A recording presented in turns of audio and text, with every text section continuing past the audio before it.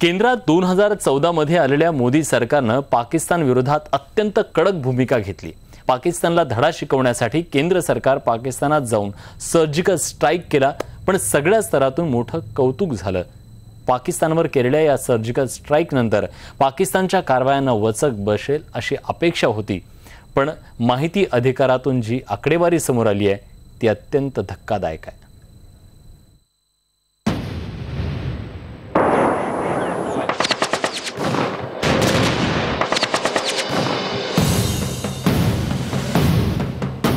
28 September 2016 मध्ये भारतानं नियंत्रण रेषेच्या पलीकडे जाऊन सर्जिकल स्ट्राईक केला होता। यानंतर पाकिस्तानचं आणि दहशतवाद्यांचं कंबरड मोडेल अशी अपेक्षा होती, पण प्रत्यक्षात पाकिस्तानच्या कुरापती वाढत चालल्याचं चित्र आहे। सर्जिकल स्ट्राईक नंतर पाकिस्ताननं 2017 मध्ये 860 वेळेला शस्त्रसंधीचं उल्लंघन केलंय।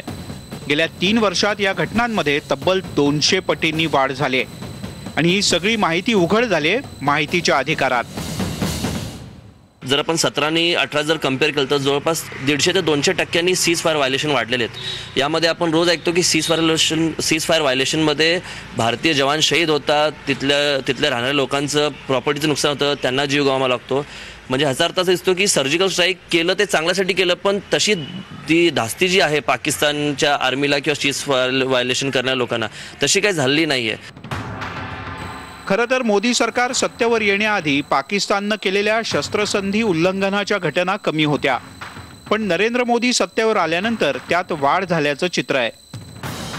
2015 मध्ये शस्त्रसंधी उल्लंघनाच्या 152 घटना घडल्या, तर 2016 मध्ये 228 वेळेला पाकिस्तानच्या सैन्यानं शस्त्रसंधीचं उल्लंघन केलं।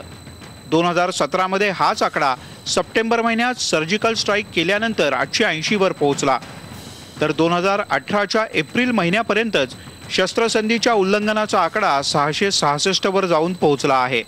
पाकिस्तानच्या वाढत्या कुरापतींनंतर आता मोदी सरकारला महत्त्वपूर्ण पाऊल उचलणं गरजेचं आहे। जे सीमा विवादामध्ये शस्त्रसंधीचं उल्लंघन जे पाकिस्तान करतंय त्याचं उत्तर आपण त्याप्रमाणे दिलं पाहिजे। आणि समजा त्यांनी पुंछमध्ये उल्लंघन केलं तर आपल्याला आवश्यकता नाही की आपण तिथेच उत्तर दिलं पाहिजे, आपण कुठेही उत्तर देऊ शकतो। ही जेव्हा आपली भूमिका होईल त्यावेळेला त्यांना तो धडा शिकेल आणि ते कमी करतील। मोदी सरकार सत्तेवर आल्यानंतर पाकिस्तानला धडा शिकवेल ही अपेक्षा अजून तरी पूर्ण झालेली नाही। पाकिस्तान करत असलेल्या सततच्या कुरापतींवर भारतानं आता रामबाण उपाय शोधण्याची गरज निर्माण झाली आहे। व्हिडिओ जर्नलिस्ट सचिन हंचाटेसह वैभव सोनावणे, न्यूज 18 लोकमत, पुणे।